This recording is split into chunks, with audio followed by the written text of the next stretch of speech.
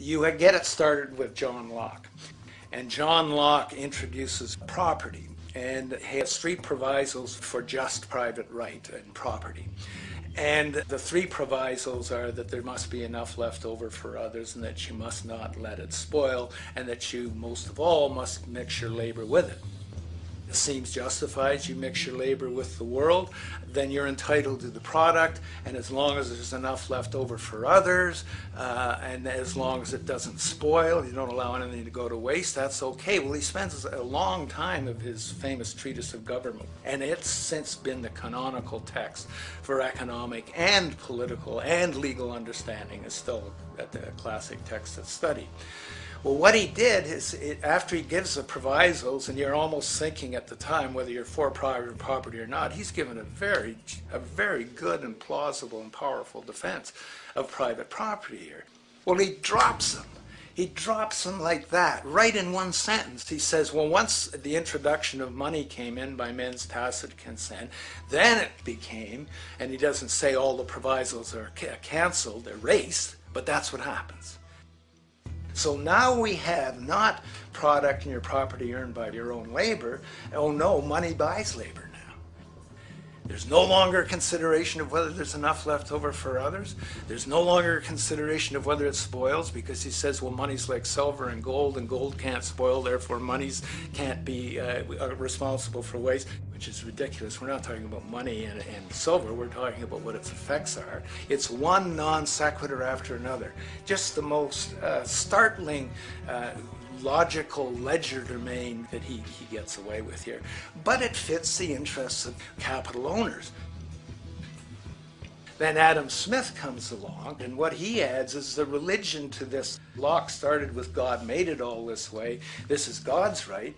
And now we get also with Smith coming along and says it's not only God's, I mean, he's not saying this, but this is what's happening philosophically in principle. He's saying it's not only a question of private property, that's all now presupposed as given. And that there's money investors that buy labor, given. That there's no limit to how much they can buy of other men's labor, how much they can accumulate, how much inequality, that's all given now. And so he comes along, and what his big idea is, and again, it's just introduced in parentheses, en passant. You know, when people put out the goods for sale and others, you know, the supply, and other people buy them with the demand and so forth, how do we have supply equaling demand or demand equaling supply? How can they come into equilibrium? And that is one of the central notions of economics, is how do they come into equilibrium? And he says it's the invisible hand of the market that brings them into equilibrium. So now we have God is actually immanent. He just didn't give the rights to property and how, you know, all its wherewithal and its natural rights of doing all that Locke said. Now we have the system itself as God.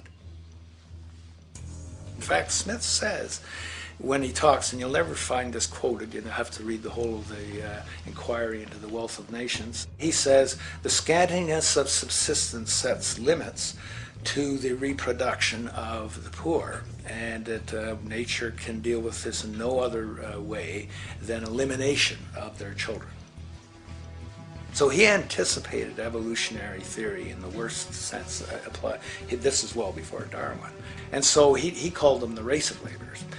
So you can see there was inherent racism built in here. There was an inherent acceptance, life blindness to kill innumerable children. And he thought, well, that's the invisible hand making supply meet demand and demand meet supply. So see how wise God is. So you can see a lot of the really virulent, life-destructive, eco-genocidal things that are going on now have, in a way, a thought gene back in Smith too. When we reflect on the original concept of the so-called free market capitalist system, as initiated by early economic philosophers such as Adam Smith, we see that the original intent of a market was based around real, tangible, life-supporting goods for trade. Adam Smith never fathomed that the most profitable economic sector on the planet would eventually be in the arena of financial trading or so-called investment. where money itself is simply gained by the movement of other money in an arbitrary game which holds zero productive merit to society. Yet, regardless of Smith's intent, the door for such seemingly anomalous advents was left wide open by one fundamental tenet of this theory. Money is treated as a commodity in and of itself. Today, in every economy of the world, regardless of the social system they claim, money is pursued for the sake of money and nothing else. The underlying idea, which was mysteriously qualified by Adam Smith with his religious declaration of the invisible hand, is that the narrow, self-interested pursuit of this fictional commodity will somehow magically manifest human and social well-being and progress.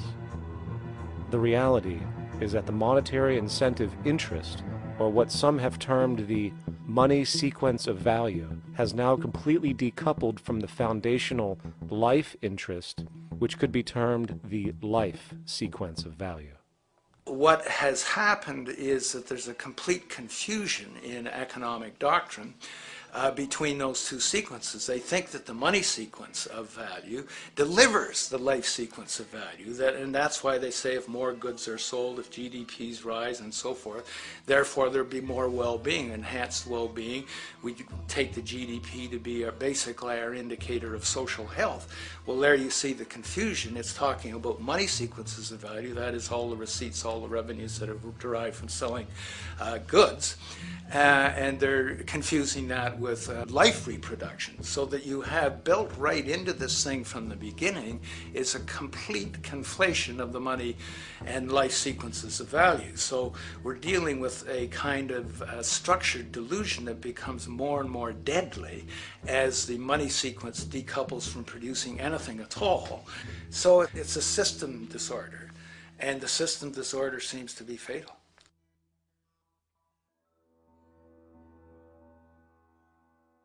In society today, you seldom hear anyone speak of the progress of their country or society in terms of their physical well-being, state of happiness, trust, or social stability.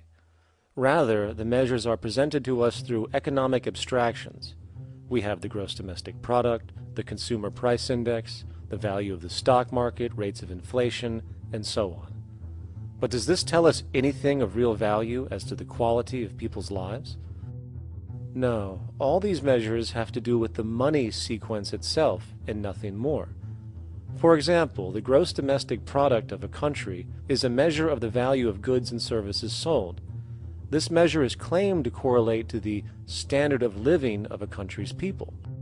In the United States, healthcare accounted for over 17% of GDP in 2009, amounting to over $2.5 trillion spent, hence creating a positive effect on this economic measure. And based on this logic, it would be even better for the U.S. economy if healthcare services increased more so, perhaps to $3 trillion or $5 trillion, since that would create more growth, more jobs, and hence boasted by economists as a rise in their country's standard of living. But wait a minute, what do healthcare services actually represent? Well, sick and dying people. That's right, the more unhealthy people there are in America, the better the economy.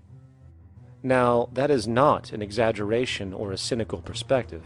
In fact, if we step back far enough, you will realize that the GDP not only doesn't reflect real public or social health on any tangible level, it is, in fact,